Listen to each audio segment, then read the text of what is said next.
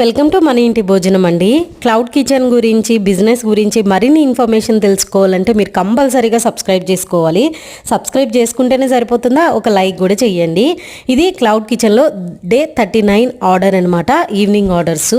ఏమేమి చేశానో ఈ వీడియోలో మీరు చూడండి. దాంతోపాటు కొంతమంది క్లౌడ్ కిచెన్ ఎలా స్టార్ట్ చేయాలి ఏంటి అనేసి అడుగుతున్నారు.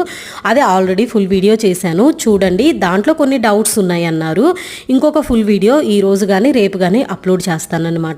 సో క్లౌడ్ కిచెన్ రన్ చేసేటప్పుడు రెసిపీస్ చేయడం అనేది చాలా ఇంపార్టెంట్ అండి. కస్టమర్ రిక్వైర్మెంట్కి తగ్గట్టు మనం ఫుడ్ అనేది ప్రిపేర్ చేయాలి. అప్పుడే కస్టమర్ సాటిస్ఫాక్షన్ అనేది ఉంటుందన్నమాట. ఇన్ కేస్ వాళ్ళు ఏదన్నా చేంజెస్ చెప్పినా కూడా మనం తీసుకొని నెక్స్ట్ టైంకి దాన్ని ఇంప్లిమెంట్ చేసుకున్నాము అంటే మనకి కస్టమర్ అనేది రెగ్యులర్గా మన ఫుడ్ ఆర్డర్ చేసుకోవడానికి అవకాశం ఉంటుంది అనమాట. సో ఐ హోప్ ఈ టిప్ అనేది ఉపయోగపడుతుంది. ఏ బిజినెస్లోనైనా కూడా కస్టమర్ సాటిస్ఫాక్షన్ చాలా ఇంపార్టెంట్ అండి. వాళ్ళ